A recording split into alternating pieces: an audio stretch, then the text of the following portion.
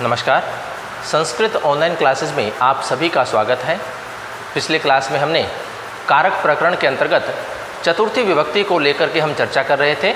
उसके जो महत्वपूर्ण सूत्र हैं उनको हम जान रहे थे और उदाहरणों के द्वारा हम उन्हें स्पष्ट भी कर रहे थे। आज हम उसी क्रम को आगे बढ़ाते हुए आगे के जो हमारे सूत्र हैं चतुर्थी विभक्ति को लेकर के उनके ऊपर हम चर्चा करेंगे। तो आइए शुरू करते हैं। अगला जो हमारा सूत्र है वो आता है क्रुद्ध द्रुहो रूप सृष्टयो कर्म। चतुर्थी विभक्ति के अंतर्गत जो हमारा अगला सूत्र आता है वो आता है क्रुद्ध द्रुहो रूप सृष्टयो कर्म। देखिए, हमने इससे पिछले क्लास में हमने पढ़ा था कि क्रुद्ध धातु, द्रुह धातु, क्रुद्ध दुह ईर्ष्या असूय अर्थानाम यम प्रतीकोप है। ये सूत्र हमने पढ़ा था। वो क्या कहता था कि क्रुद्ध धातु, द्रुह धातु, असूय धातु और ईर्ष्य, इन धातुओं के योग में जिसके ऊपर क्रोध किया जाता है उसकी हम संप्रदान संज्ञा करते हैं। अब ये जो अगला सूत्र आता है उसमें भी देखिए कि हमारे सामने क्या है, क्रुद्ध धातु है, द्रुह धातु भी है, लेकिन ये क्या कहता है, उपसृष्टयो। उपसृष्टयो का तात्पर्य हो जाता है उपसर्ग। क्या है? उपसर्ग। अब ये क्या कहता है सूत्र कि क्रुद्ध धातु या द्रुह धातु, इनके योग में या इनके समान अर्थ वाली धातुओं के योग में, या ये धातु क्या हो, उपसर्ग से युक्त हो, कि उपसर्ग युक्त क्रुद्ध धातु द्रुह धातु के योग में जिसके ऊपर क्रोध किया जाता है उसकी कर्म संज्ञा होती है। अब यहाँ संप्रदान संज्ञा नहीं होगी। अगर आपसे सीधा सीधा पूछा जाए कि क्रुद्ध धातु योगे विभक्ति स्यात्, क्रुद्ध धातु के योग में विभक्ति कौन सी होती है, तब हमारा उत्तर आंसर क्या होगा, चतुर्थी होता है, अर्थात संप्रदान संज्ञा होकर के चतुर्थी विभक्ति होता है। लेकिन अगर ये स्थिति आ जाए कि उपसर्ग युक्त क्रुद्ध धातु में कौन सी विभक्ति होगी, तब हम कौन सी विभक्ति करेंगे, द्वितीय विभक्ति करेंगे, क्योंकि कर्म संज्ञा जहाँ होती है वहाँ विभक्ति कौन सी होती है, द्वितीय विभक्ति होती है। तो ये सूत्र कहता है कि उपसर्ग युक्त क्रुद्ध एवं द्रुह धातु के योग में जिसके ऊपर क्रोध किया जाता है उसकी कर्म संज्ञा होती है। उदाहरण से इसको स्पष्ट करते हैं। तो देखिए, उदाहरण आता है हमारा क्रूरम अभिक्रुध्यति, क्रूरम अभिक्रुध्यति। अब देखिए, क्रूर पर क्रोध करता है, क्रूर पर क्रोध करता है, तो क्रुद्ध धातु हमें यहाँ दिखाई दे रही है, लेकिन ये क्रुद्ध धातु अकेली नहीं है, ये किसके साथ में है, अभि उपसर्ग के साथ में है। तो अभि उपसर्ग का योग हुआ, क्रुद्ध धातु भी है, और क्रोध किस पे किया जा रहा है, क्रूर पर किया जा रहा है। क्रूर नामक व्यक्ति है, उसके ऊपर क्या किया जा रहा है, क्रोध किया जा रहा है। तो जिसके ऊपर क्रोध किया जाएगा उसकी कौन सी संज्ञा होगी, कर्म संज्ञा होगी। इसीलिए देखिए हमने यहाँ क्या लिखा है, क्रूरम लिखा है, अर्थात कर्म संज्ञा करके द्वितीय विभक्ति हमने यहाँ पर किया है। क्रूर जो शब्द है हमारा, उसमें हमने द्वितीय विभक्ति का प्रयोग किया है।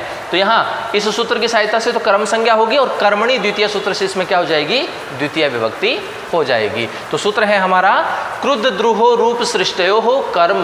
तो कहता है कि उपसर्ग सहित या उपसर्ग के साथ में क्रुद्ध धातु एवं द्रुह धातु का योग होने पर जिसके ऊपर क्रोध किया जाता है उसकी कर्म संज्ञा होती है।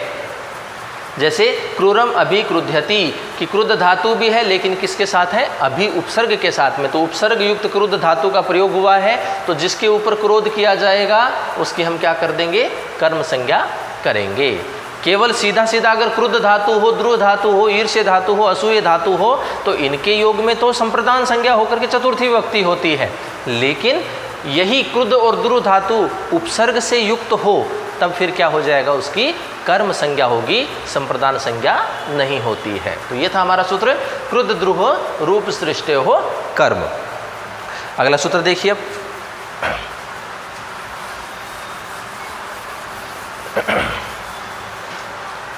अगला सूत्र आता है तादर्थे चतुर्थी वाच्यम। तादर्थे चतुर्थी वाच्यम, तादर्थे चतुर्थी वाच्यम। अब देखिए क्या कहता है, तादर्थे एक शब्द आया है तादर्थे। तादर्थे का अर्थ क्या होता है, तादर्थ्य का अर्थ होता है प्रयोजन। प्रयोजन किसी वस्तु के लिए, किसी कार्य के लिए जो प्रयोजन होता है, उस प्रयोजनवाची शब्द में हम क्या करेंगे, संप्रदान संज्ञा करेंगे, अर्थात उसकी हम चतुर्थी विभक्ति उसमें लेकर के आएंगे। तो ये कहता है देखिए तादर्थ्य चतुर्थी वाच्यम, चतुर्थी कही जाती है तो कहता है कि किसी प्रयोजनवाचक शब्द यदि हमें किसी वाक्य में दिखाई देता है, या हम कहें कि जिस प्रयोजन के लिए कोई कार्य या वस्तु होती है, जिस प्रयोजन के लिए कोई कार्य या वस्तु होती है, तो उस प्रयोजनवाची शब्द से हम चतुर्थी विभक्ति का प्रयोग करेंगे। ये सूत्र नहीं है, ये वार्तिक है, ठीक है ना। सूत्रकार कौन है हमारे, पाणिनि है, और वार्तिककार कौन है, कात्यायन है। कौन है, कात्यायन, या हम वररुचि भी कहते हैं, ठीक है ना। इन दोनों नाम से प्रसिद्ध है, वार्तिक है। इनके जो नियम हैं वो क्या कहलाते हैं, वार्तिक कहलाते हैं। पाणिनि के जो नियम है वो क्या कहलाते हैं, सूत्र कहलाते हैं, ठीक है ना। तो ये क्या है, वार्तिक है। तो ये कहता है कि तादर्थ्य चतुर्थी वाच्यम, कि कोई कार्य, कोई वस्तु या किसी प्रयोजन के लिए कोई कार्य किया जाता है, कोई वस्तु होती है, तो उस प्रयोजनवाची शब्द से हम क्या करते हैं, चतुर्थी विभक्ति का प्रयोग करते हैं। जैसे उदाहरण से स्पष्ट करें इसको, मुक्तये हरिम भजती, मुक्तये हरिम भजती, मुक्तये हरिम भजती। तो यहाँ पर देखिए मुक्ति के लिए हरि का भजन करता है, मुक्ति के लिए, मोक्ष प्राप्ति के लिए, मुक्त होना चाहता है इस जीवन के इस जीवन में, या जन्म मरण की जो स्थिति है उससे वह मुक्त होना चाहता है, तो मुक्ति के लिए हरि का भजन करता है। अब देखिए कोई व्यक्ति है, कोई करता है, यहाँ पे कोई भी हो सकता है, वह हरि का भजन कर रहा है। क्यों कर रहा है, भजन करने का प्रयोजन क्या है उसका, तो वो प्रयोजन क्या है, मुक्ति, मोक्ष है। इसलिए मुक्तिवाचक जो प्रयोजनवाचक जो हमारा शब्द है उसमें हम क्या करते हैं, चतुर्थी विभक्ति का प्रयोग करते हैं। इसलिए हमने यहाँ क्या बनाया है, मुक्तये बनाया है। तो तादर्थ्य चतुर्थी वाच्यम कहता है कि किसी प्रयोजन के लिए कोई कार्य या वस्तु की जाती है, होती है, तो उस प्रयोजनवाची शब्द से हम क्या करते हैं, चतुर्थी विभक्ति का प्रयोग करते हैं। उदाहरण हमने देखा, मुक्तये हरिम भजती, मुक्ति के लिए हरि को भजता है, हरि का भजन करता है। तो यहाँ पर किसी कर्ता के द्वारा हरि का भजन किया जा रहा है, लेकिन भजन क्यों किया जा रहा है, उसका प्रयोजन क्या है, तो प्रयोजन हमें यहाँ स्पष्ट रूप से दिखाई दे रहा है कि वह मुक्ति प्राप्त करना चाहता है, मोक्ष प्राप्त करना चाहता है। इसलिए प्रयोजनवाचक शब्द हमारा यहाँ कौन सा हुआ, मुक्ति हुआ। इसलिए मुक्तिवाचक जो शब्द है हमारा, प्रयोजनवाचक जो शब्द है, उसमें हम चतुर्थी विभक्ति का प्रयोग करते हैं। और उदाहरण देखिए, काव्यम यशसे, काव्यम यशसे, कि काव्य जो होता है उसकी रचना क्यों की जाती है, उसका प्रयोजन क्या होता है, यश प्राप्त करने के लिए, कीर्ति प्राप्त करने के लिए ही काव्य की रचना की जाती है। तो यहाँ पर काव्य की जो रचना की जा रही है उसकी रचना करने का प्रयोजन क्या है, यश प्राप्ति है। तो प्रयोजनवाचक शब्द क्या हुआ, यश हुआ। इसलिए हम इसमें कौन सी विभक्ति करेंगे, चतुर्थी विभक्ति का प्रयोग करेंगे। इसलिए हमने बनाया है यश से, ठीक है ना। अगला देखिए, कुंडलाय हिरण्यम, कुंडलाय हिरण्यम, हिरण्य कहते हैं स्वर्ण को, कि सोने आदि का प्रयोजन क्या है, स्वर्ण का प्रयोजन क्या है, तो स्वर्ण किसके लिए होता है, आभूषण बनाने के लिए होते हैं। तो स्वर्ण का प्रयोजन क्या हुआ, आभूषण हुआ। तो यहाँ आभूषण के रूप में किसका प्रयोग किया गया है, कुंडल के लिए प्रयोग किया गया है। तो देखिए यहाँ पर कुंडलाए हमने चतुर्थी विभक्ति का प्रयोग किया है कि हिरण्य अर्थात स्वर्ण किसके लिए है, कुंडल आदि के निर्माण के लिए। उसका प्रयोजन क्या हुआ, आभूषण हुआ, कुंडल आदि हुए। तो यहाँ पर कुंडल शब्द दिया हुआ है, तो हम इसमें चतुर्थी विभक्ति का प्रयोग करके कुंडलाए, इस प्रकार से हम इनका उदाहरण स्पष्ट करते हैं। तो ये सूत्र है हमारा, ये वार्तिक है, तादर्थे चतुर्थी वाच्यम, कि किसी प्रयोजन के लिए कोई कार्य या कोई वस्तु होती है तो उस प्रयोजनवाचक शब्द से हम चतुर्थी विभक्ति का प्रयोग करते हैं। 3 उदाहरण हमने देखे, मुक्तये हरिम भजती, काव्यम यश से, और कुंडलाए हिरण्यम। तो ये था हमारा अगला जो वार्तिक है वो है तादर्थे चतुर्थी वाच्यम। अगला सूत्र देखिए, चतुर्थी विभक्ति के अंतर्गत ही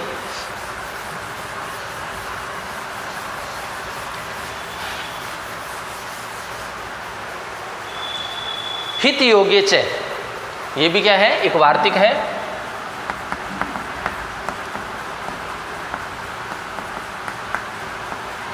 हित योगे च, ये कहता है हित के योग में च अर्थात और का अर्थात हो गया यही, हम किसकी बात कर रहे हैं, चतुर्थी विभक्ति की बात कर रहे हैं। तो ये सूत्र कहता है हित योगे चतुर्थी स्यात्, हित के योग में चतुर्थी विभक्ति होती है। अगर किसी वाक्य के अंतर्गत हमें हित शब्द दिखाई दे तो हम वहाँ जिसके लिए भी हितकारी है, जिसके लिए भी वह हित शब्द प्रयोग में आया है, उस वाचक शब्द में हम क्या करेंगे, चतुर्थी विभक्ति का प्रयोग करेंगे। तो देखिए उदाहरण से स्पष्ट करते हैं। ब्राह्मणाय हितम, ब्राह्मणाय हितम, कि ब्राह्मण के लिए क्या है, हितकारी है, कल्याणकारी है। तो हित जो शब्द है इसका प्रयोग हुआ है, और यह हित जो है वो किसके लिए है, ब्राह्मण के लिए है। तो हमारे लिए ब्राह्मण जो शब्द होगा उसमें हम कौन सी विभक्ति करेंगे, चतुर्थी विभक्ति का प्रयोग करेंगे। तो हमने क्या लिखा है यहाँ पे, ब्राह्मणाय। तो यह जो हमारा वार्तिक है कहता है कि हित के योग में चतुर्थी विभक्ति होती है। जैसे ब्राह्मणाय हितम, तो हित शब्द का यहाँ प्रयोग हुआ है, और यह जो हित है, यह जो कल्याण है किसके लिए है, तो वो किसके लिए है, ब्राह्मण के लिए है। इसलिए हम उस ब्राह्मणवाची जो शब्द है हमारा, उसमें हम चतुर्थी विभक्ति का प्रयोग करेंगे, और ये होता है हमारा ब्राह्मणाय हितम। इस प्रकार से यहाँ चतुर्थी विभक्ति का प्रयोग हम करते हैं। ठीक है, आगे देखिए।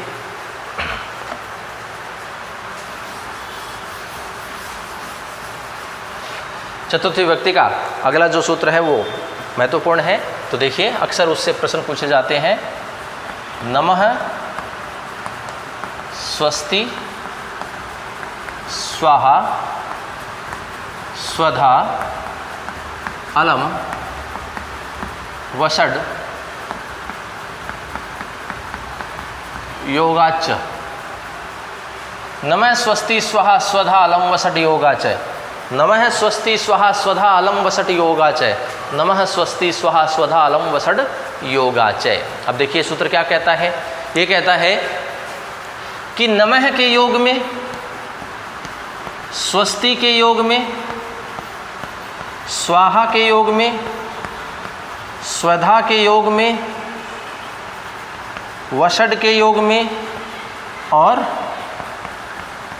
अलम के योग में, नमः स्वस्ति स्वाहा स्वधा अलम वषड योगाच, अर्थात इन सभी के योग में क्या होती है, चतुर्थी विभक्ति का प्रयोग हम करते हैं। सीधा सीधा प्रश्न पूछा जाता है, नमः योगे विभक्ति स्यात्, तो कौन सा हो जाएगा, चतुर्थी। स्वस्ति योगे चतुर्थी, स्वाहा योगे चतुर्थी, स्वधा योगे चतुर्थी, वषड योगे चतुर्थी, अलम योगे।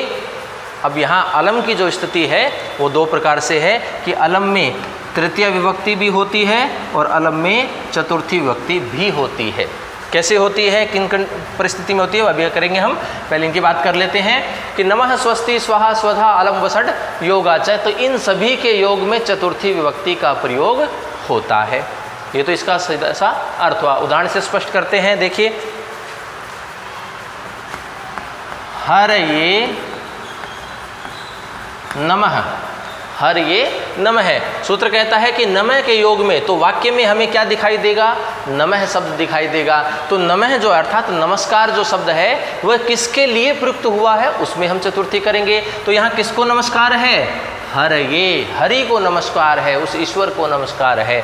तो यहाँ नमस्कार किसको है, हरि को है। तो हरि वाचक जो शब्द है उसमें हम क्या करते हैं, चतुर्थी विभक्ति का प्रयोग करते हैं और ये शब्द बनाते हैं हम हर ये। इस प्रकार से हुआ। स्वस्ति, तो स्वस्ति के लिए देखिए, प्रजाभ्यः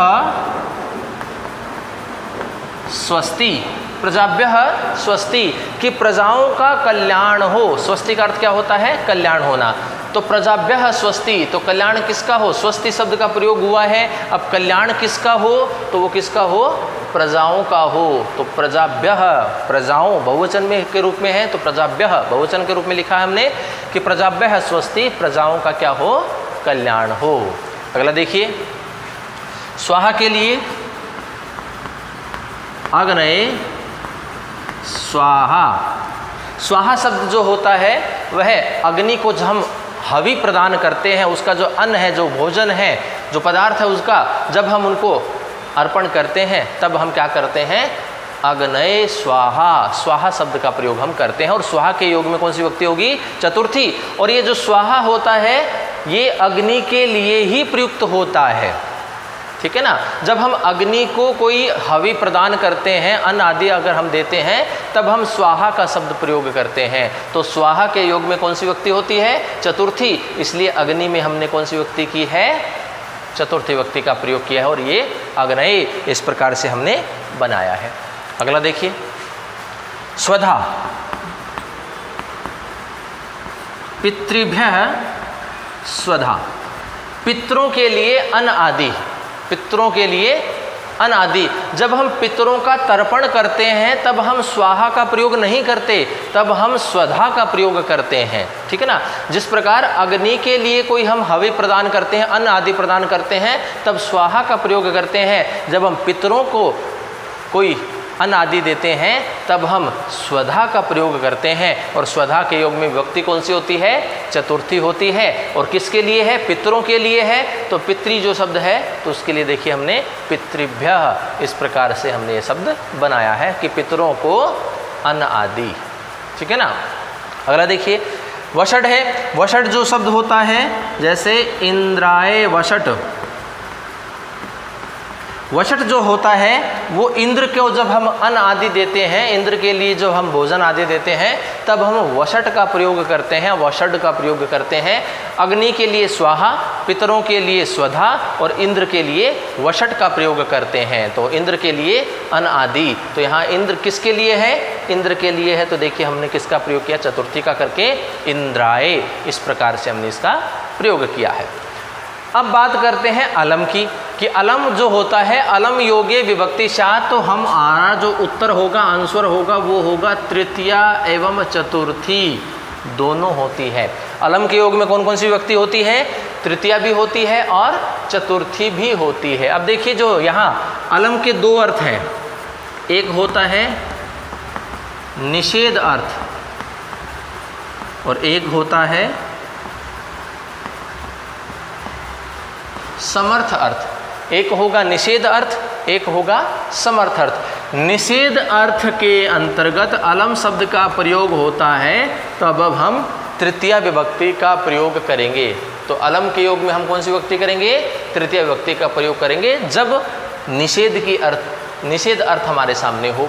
समर्थ अर्थ के योग में हम अलम का योग जब होता है तो हम चतुर्थी विभक्ति का प्रयोग करेंगे। जब हम समर्थता हमें दिखाई देती है और अलम शब्द का प्रयोग है तो हम उसके योग में चतुर्थी का प्रयोग करेंगे। निषेध अर्थ में अलम के साथ तृतीया विभक्ति का प्रयोग, समर्थ अर्थ में अलम के साथ चतुर्थी विभक्ति का प्रयोग हम करते हैं। उदाहरण देखते हैं, जैसे निषेध अर्थ के लिए देखें पहले, अलम विवादेन, कि विवाद मत करो, अलम विवादेन, विवाद मत करो। तो यहाँ निषेध का है, मना किया जा रहा है, तो यहाँ अलम शब्द का प्रयोग है, तो हम क्या करेंगे, तृतीया विभक्ति का प्रयोग करेंगे। तो इसलिए हमने क्या किया है, विवादेन किया है। क्या किया है, विवादेन किया है। तो इसलिए निषेध अर्थ में अलम शब्द के साथ में तृतीया विभक्ति का प्रयोग होता है। समर्थ अर्थ में देखें, चतुर्थी का प्रयोग करना है, तो देखिए दैत्यभ्यः हरिः अलम,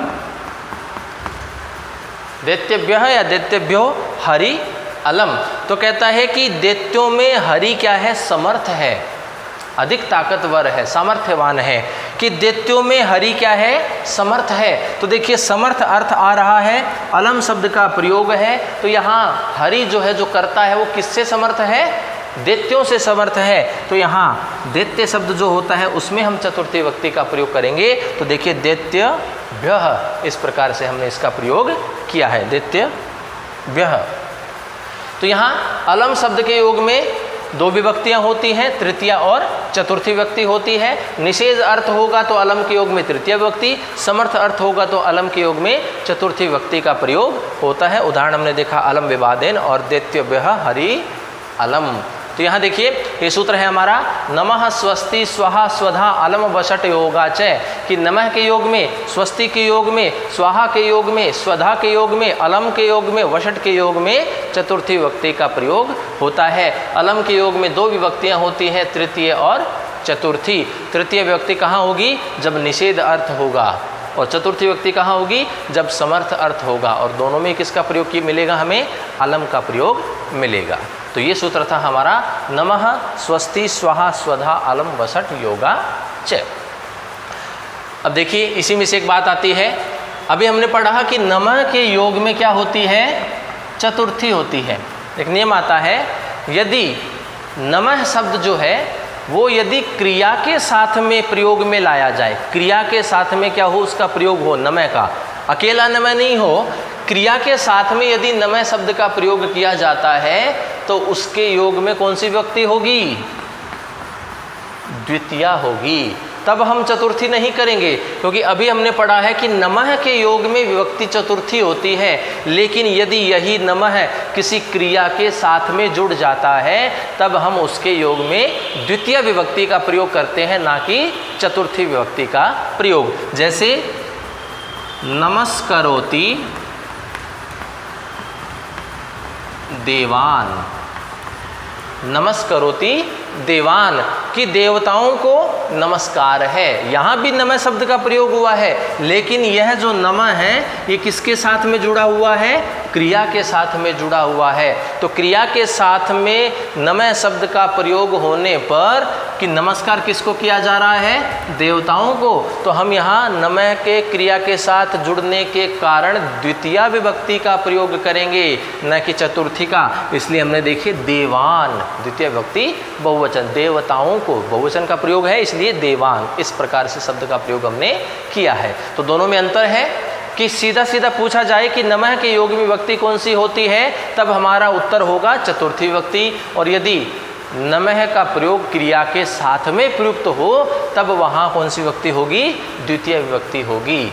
जिस प्रकार से नमस्करोति देवान, इस प्रकार से हमने ये बनाया है। तो ये स्थिति थी हमारी चतुर्थी विभक्ति को लेकर के। ये कुछ महत्वपूर्ण सूत्र थे हमारी चतुर्थी विभक्ति को लेकर के।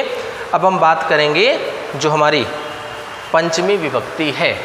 और पंचमी विभक्ति कहाँ होती है? कहाँ होती है? जहाँ अपादान संज्ञा होगी। अपादान कारक में क्या होती है? पंचमी विभक्ति का प्रयोग किया जाता है।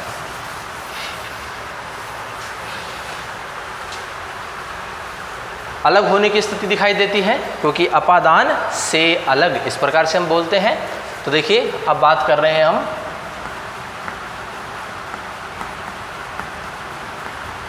पंचमी विभक्ति की। और पंचमी विभक्ति कहाँ होती है? जहाँ अपादान संज्ञा होती है। ठीक है ना? तो देखिए सबसे पहले इसको सूत्र देखते हैं। सूत्र आता है ध्रुवम अपाय पादानम।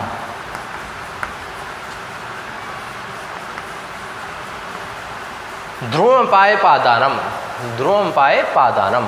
अब देखिए यहाँ 2 शब्द हैं, 3 हैं। एक है ध्रुवम, एक है अपाय, और एक है अपादान।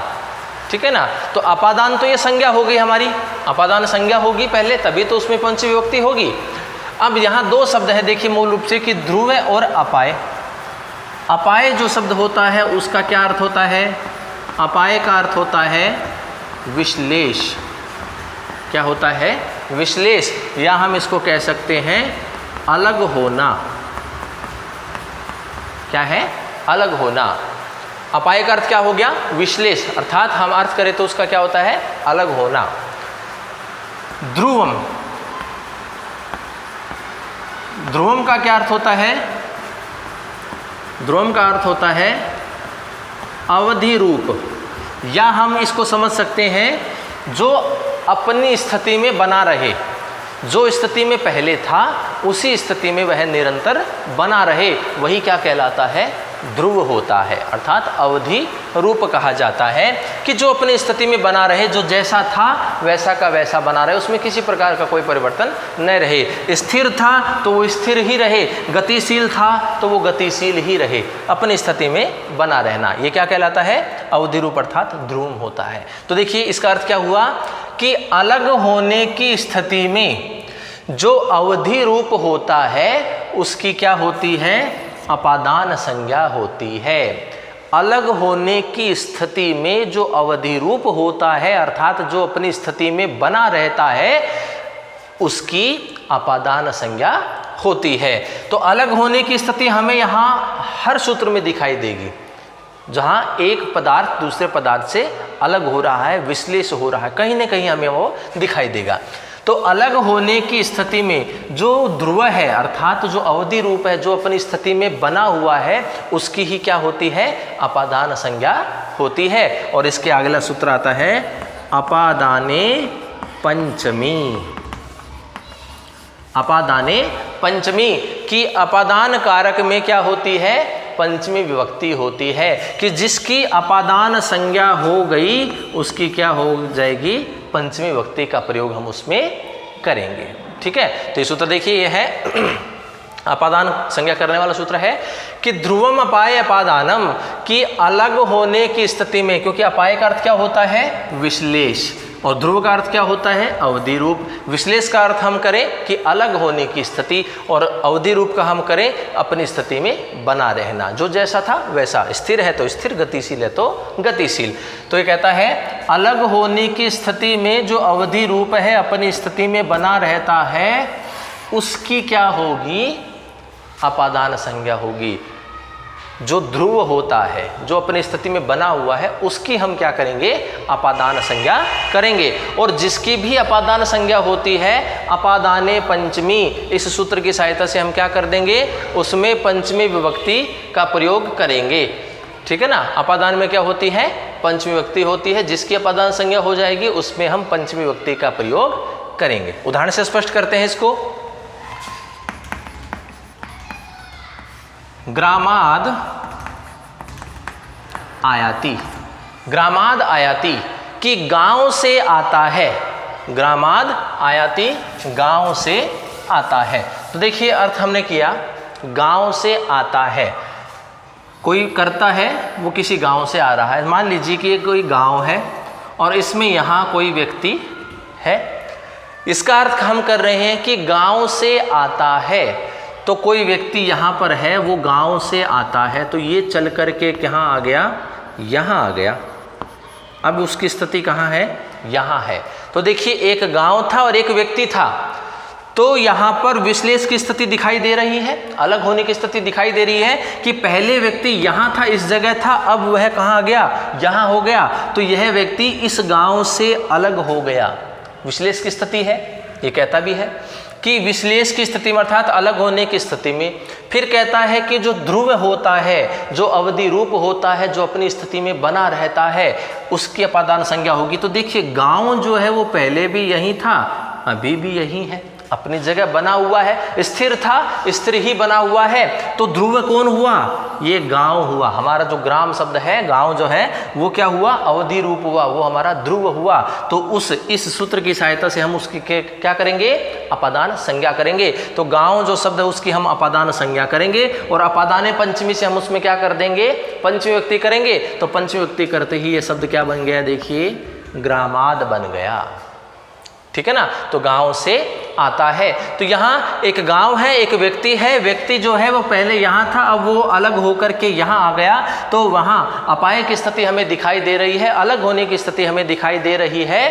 तो लेकिन जो गांव है वो ध्रुव है, अवधि रूप है, अपनी स्थिति में बना हुआ है। तो हम ध्रुवम अपाय अपादानम इस सूत्र की सहायता से इस गांव शब्द की क्या कर देंगे? अपादान संज्ञा करेंगे। और जैसे ही अपादान संज्ञा इसकी होती है अपादाने पंचमी, इस सूत्र की सहायता से हम उसमें पंचमी व्यक्ति का प्रयोग करके ग्रामाद, इस प्रकार से हम इसका प्रयोग करते हैं। ठीक है, एक उदाहरण और देखिए। धावतो अश्वात पतति। धावतो अश्वात पतति कि दौड़ते हुए घोड़े से गिरता है। धावन दौड़ना, अश्वात घोड़ा और पतति गिरना, कि दौड़ते हुए घोड़े से गिरता है।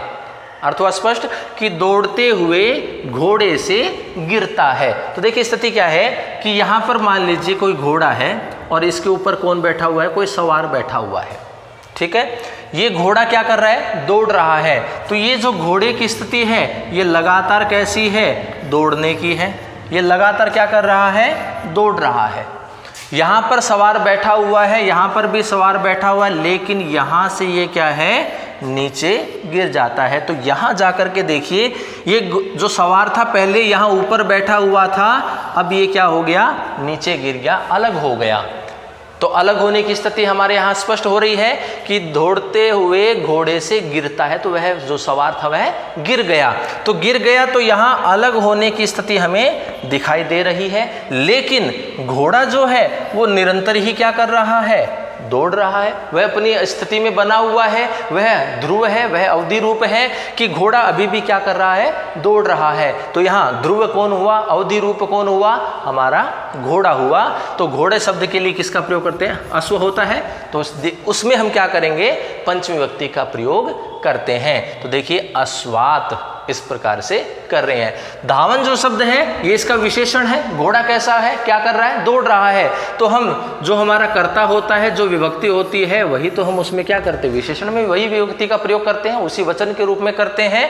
तो ये विशेषण विशेष्य की स्थिति यहाँ पर है। तो धावतः यहाँ पर हमने संधि की हुई है, अतो रोर प्लुताद प्लुते, इस सूत्र की सहायता से हमने ओ किया हुआ है और यहाँ अवग्रह बनाया हुआ है। तो धावतः इस प्रकार से यहाँ पर शब्द है, धावतः अश्वात पतति, कि दौड़ते हुए घोड़े से गिरता है। तो यहाँ पर अलग होने की स्थिति हमें स्पष्ट रूप से दिखाई दे रही है, लेकिन घोड़ा जो है, दौड़ता हुआ घोड़ा जो है वो अपनी स्थिति में बना हुआ है, वह निरंतर दौड़ रहा है। इसलिए ध्रुव कौन हुआ हमारे लिए, दौड़ता हुआ घोड़ा। इसलिए हम उसमें क्या करेंगे, ध्रुवम अपाय अपादानम, इस सूत्र की सहायता से अपादान संज्ञा करेंगे और अपादाने पंचमी से पंचमी विभक्ति करके धावतः अश्वात, इस प्रकार से हम इस शब्द का प्रयोग करते हैं। इस प्रकार से वाक्य हम बनाते हैं। तो ये स्थिति थी हमारी पंचमी विभक्ति के अंतर्गत ध्रुवम बाय अपादानम और अपादाने पंचमी। तो इस प्रकार से आज के क्लास में हमने चतुर्थी विभक्ति के जो हमारे महत्वपूर्ण सूत्र थे उनको हमने पूरा किया, उदाहरणों से उनको हमने स्पष्ट किया। और पंचमी विभक्ति के जो हमारे सूत्र हैं जिसमें हम अपादान संज्ञा करते हैं और उसमें पंचमी विभक्ति करते हैं, उन दो सूत्रों को लेकर के हमने चर्चा की और उदाहरण के द्वारा हमने उसको स्पष्ट किया। तो आगे के जो हमारे सूत्र हैं पंचमी विभक्ति को लेकर के, उनके ऊपर चर्चा हम अगली कक्षाओं में करेंगे। तो आज के लिए इतना ही, धन्यवाद।